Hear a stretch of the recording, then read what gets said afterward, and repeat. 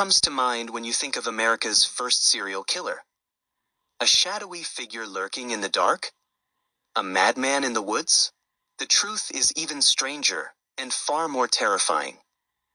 His name was Herman Webster Mudgett, better known as H.H. Homes, and in the late 1800s, he built what became known as the Murder Castle. Holmes was born in 1861 in New Hampshire. From a young age, he showed signs of intelligence and cruelty. Stories claim that he experimented on animals and developed a strange fascination with death. He later went to medical school, where he learned anatomy and even stole cadavers to use in insurance scams.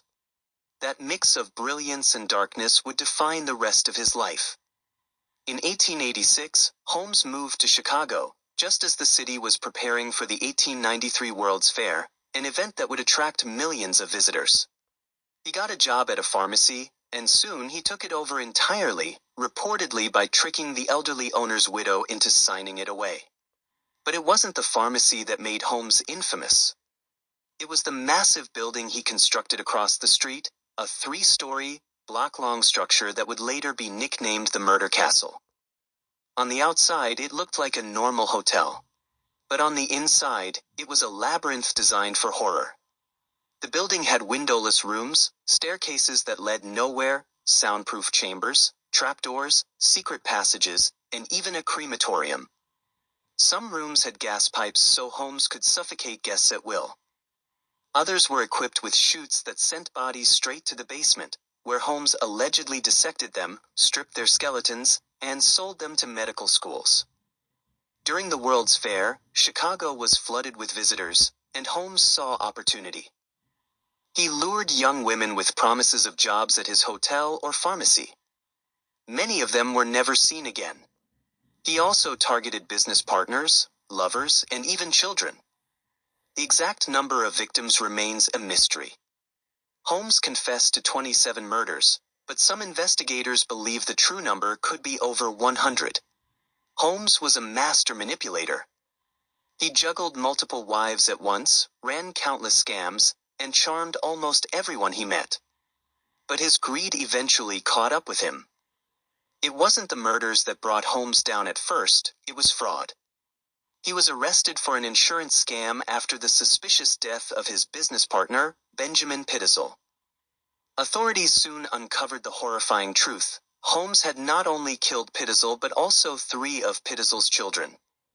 By 1894, the police began piecing together Holmes's web of crimes. His murder castle was searched, and while the evidence was grisly, the full scale of his killings was impossible to prove.